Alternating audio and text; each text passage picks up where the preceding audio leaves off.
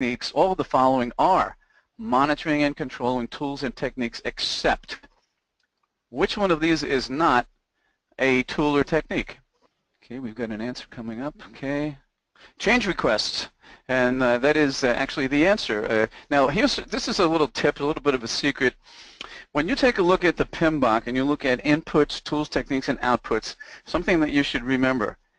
Inputs will always be things, they'll be nouns, or they'll be something tangible or specific or a deliverable, okay? And I like to refer to them as ingredients. Tools and techniques are things that you are going to do. These are activities. These are action items. They're verbs. They're activities that you will take, like analyzing and estimating and using expert judgment. And outputs are also things, tangible items, and deliverables. And what you need to kind of visualize is in the flow of inputs, tools, techniques, and outputs, the inputs are the ingredients that you need that must be processed through tools and techniques to produce an output, which is generally going to be a deliverable, again, something tangible. And always remember that most of the deliverables in the PMBOK will become inputs to another set of processes, and that the inputs in many processes are the same. You will see the same inputs appear in multiple processes throughout the PMBOK. And that's a good thing, because you'll see a lot of repetition, which helps you to remember what these particular items are. Okay, so the answer to the question is change requests. Okay, and you can find the information on that in the PMBOK on page 91 and 92. So let me go to the next question. Again, you can use your question option to answer this, but enterprise environmental factors that influence the monitoring and controlling of project work typically include all of the following except. So now you have to remember what enterprise environmental factors are and how they fit into the entire planning process, and remember examples of what an enterprise environmental factor is. So let's see if we have any answers to that question.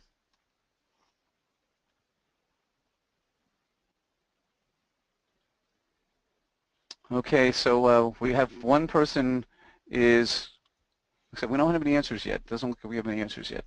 Okay, but I'm seeing what it looks like is code of conduct. Okay, all right, I'm going to give you a few more minutes to think about it.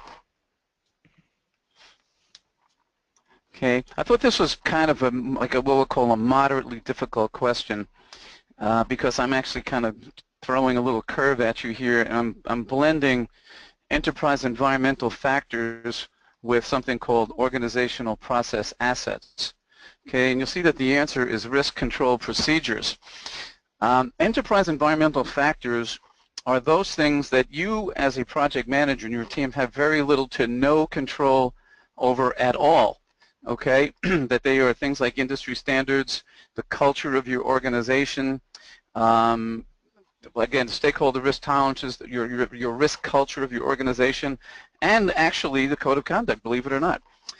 Risk control procedures are organizational process assets. Remember that organizational process assets are procedures and policies that have been established by your company that are for use in managing your project. So we do have as inputs into most of the processes in the PMBOK enterprise environmental factors, and we have organizational process assets. So answer risk control procedures.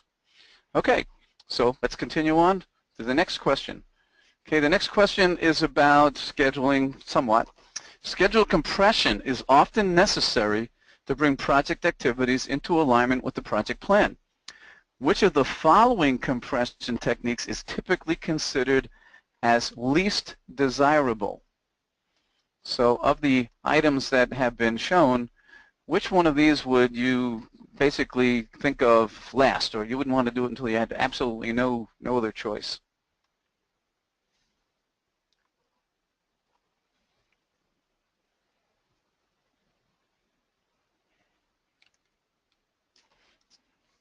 Okay, I'm just going to wait a few seconds, see if I can get a few more answers up. I see fast tracking. I see we're all over the map here. Okay. We've got B, we've got A, we've got fast tracking, duration negotiation. Okay, so Hank and Kathy have come up with the correct answer on this. The answer is scope reduction. You got to think about what that means, scope reduction, and here's a little explanation. Scope reduction requires negotiation with key stakeholders and may result in a loss of important functional requirements. This may impact customer satisfaction and cause contractual disputes. When your customer signs on for a project and you agree, they're looking for all of that functionality. So we will try to do what we can to achieve that functionality using other techniques like fast tracking to meet a schedule by overlapping. Now, keep in mind that things like fast tracking, you need to consider the risks associated with that. Just a quick note, a little gem here, as Stephen pointed out. When you hear the term fast tracking, a lot of people will tell you, I think it's written in a lot of books, that fast tracking increases project risk. But I think the better way to talk about fast tracking, which is the overlapping of work that is normally done in series, okay? And sometimes you try to get the start on work by starting work before its predecessors are complete. The best way to describe that would be you would use fast tracking when the risks identified have been deemed acceptable. So simply saying that fast tracking increases risk is not really an accurate statement. There may be risk there, but the best way to look at fast tracking is to make sure that you have assessed the risks and feel that the risks are deemed acceptable before you actually begin.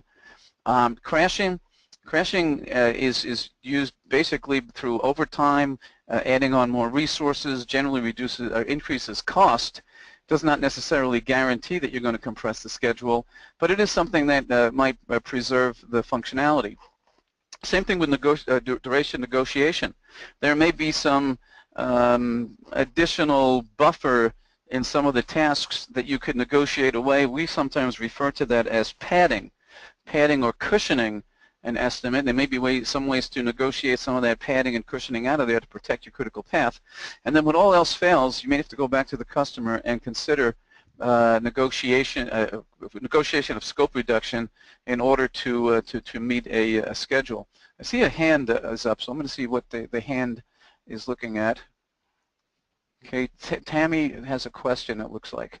So let me see. Tammy, did you post your question?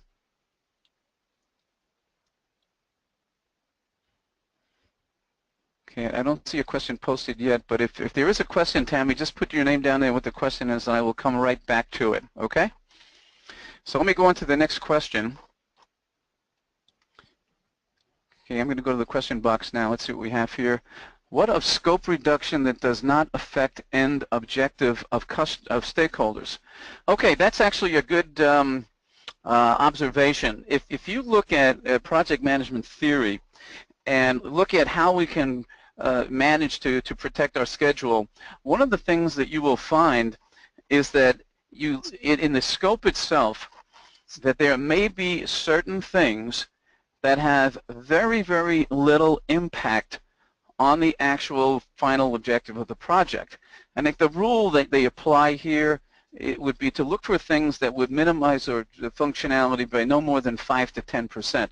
So you can use scope reduction that does not affect the end objective to a great degree, but scope reduction does require you to, in most cases, negotiate with your client to give up some functionality. And what you're looking to do is find functionality that is going to have the least impact on your project. Okay? All right, let's go to the next. Yes? Just check, Frank, the question that was up on the screen. Okay, just check, yeah. The one I was looking, so the scope reduction, yeah, and then the next one that was on was a CPI and an SPI question. That's correct. Yeah, sorry, yeah. Okay, so here's our BAC CPI question. Again, what I did was I pulled questions that are all related to monitoring and controlling processes in the PMBOK. And Stephen had just gone over this item in his discussion about earned value. But the BAC, or budget at completion, must be met, and the CPI of your project has been reported as 0.80. This indicates that the project is what, and the TCPI will be what? So what would be the answers to that question?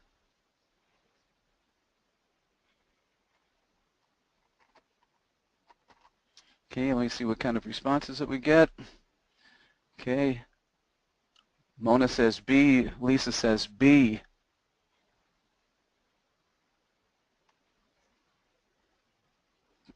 Chris Flight has arrived. Okay, so we will we'll be inviting Chris in just a minute or two. Okay, we're looking at Kathy says C. McLean says B. So what is the answer to that question? So let me put up the answer. Okay, the answer is over budget and greater than 1. Typically, if you have to calculate CPI, and remember, I think Stephen brought up the fact that there were two formulas, one when you have to make the BAC and one when you can't make the EAC or estimate at complete, rather you can't make the BAC and must now calculate a new EAC. So in this particular case, management is telling you you must make the BAC, you must make the budget at completion, and your CPI indicates that the project is performing at less than 100% efficiency, and it's performing at 0.80, which basically means you're getting 80 cents back for every dollar you spend. Now this indicates that we are, if we look at our statistics on a project, that we're over budget. We're spending more, we're getting less. And typically when you do the calculation for TCPI in a case like this, it will be more than 1. And I think that Stephen referred to that as having an unhappy face, because you will have to increase efficiency significantly in order to overcome your deficiencies to make the budget at completion.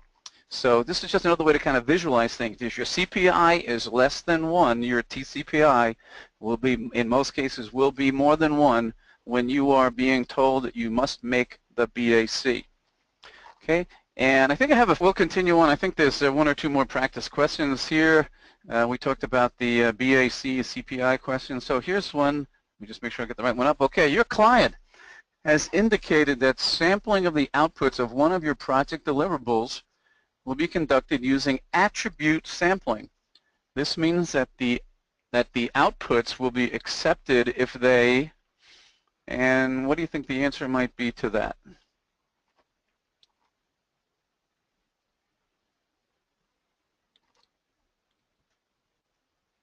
Okay, we've got a response up. Let me take a look at the response. Okay.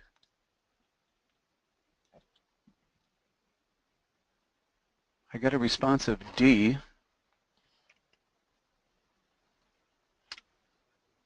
Doesn't look like too many people are jumping at this particular question. This comes out of the quality knowledge area of the PMBOK. And it is, the answers I made particularly interesting and meant to kind of throw you off a little bit. If you remember about quality, and by the way, this is it's only one little tiny little section in the PMBOK where this is brought up, but in the quality discussions in a PMP class, this would be brought up also. Attribute sampling is used in a pass-fail approach. It's either good or it's no good. There is no in-between or no measure of conformance or anything like that. It's either good or it isn't any good. Okay, pass or fail. So in this particular answer, this particular question, the answer is conform completely with specifications. B, C, and D, if you really read the answers, are all similar, are within an agreed upon degree of conformity, are within the control limits defined for common variation, and are within the tolerances of a specified range of acceptable results. Generally, if you are dealing with sampling, you can use a form called attribute, which is for pass or fail, or you could use variable sampling, in which the variances are measured on a scale in terms of their degree of conformity. So keep that in mind. Attribute sampling, pass or fail, and variable sampling, where the results are actually rated on a scale to see just how much the item does conform to the specifications. And there is some leeway there, whereas an attribute, it's either pass or fail. There is no leeway. Okay, I think we have one more question. By the way, that's PMBOK Guide, page 250. All right, monitoring and controlling. All of the following are tools and techniques associated with the process of control procurements except.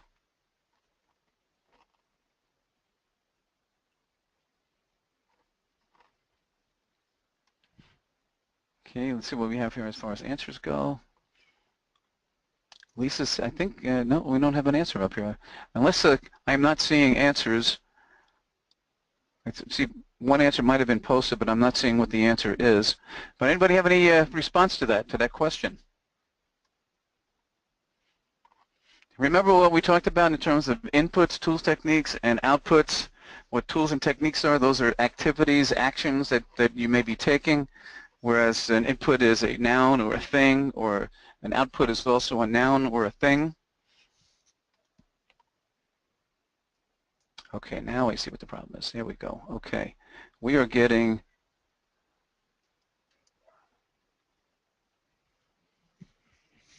we got some variety here. We've got D's, B's, D, B, B, and D. And okay, if you really think about it, before I put the answer up, work performance information, is that something that you do, or is that something that you receive from someone else? Work performance information usually comes in the form of some kind of a document. It's information that you would then take a look at. Okay, so work performance information is actually more of a thing. It's a tangible item. Whereas inspections, audits, payment systems, believe it or not, it might be, say, payment system, but the PMBOK refers to payment system as how you are going to pay your suppliers, your contractors. It's the process in which you use to pay. And same thing with performance reviews. Those are things that you actually do, whereas as work performance information is something that you would receive. It's a very tangible item. It's a document that you would look at. So our answer is work performance information. And that's on PMBOK page 384. Okay, and I think we have one more question here. Yes, okay. The question is, the project team has identified a number of low probability, low impact risks. These risks are generally placed in which section of the risk register?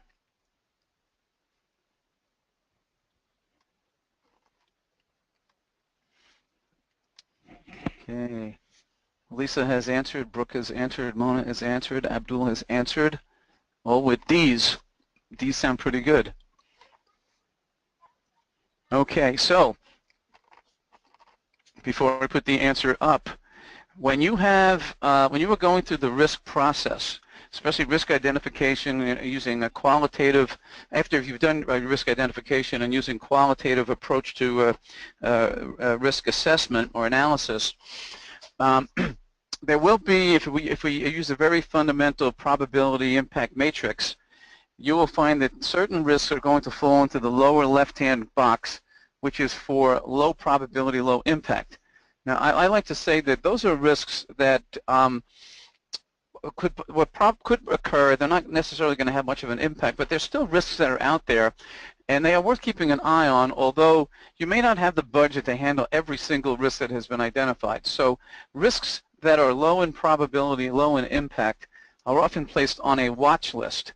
In many cases, a contingency might be considered for these items, but the watch list is simply, let's keep an eye on it and see what happens. Since they are low probability and they're low impact at this time, let's just see what's going to happen with them, but let's not ignore them. I have seen in several books and papers where the items that appear in your low probability, low impact box are ignored, and I would say that you should not ignore risks. Keep an eye on them.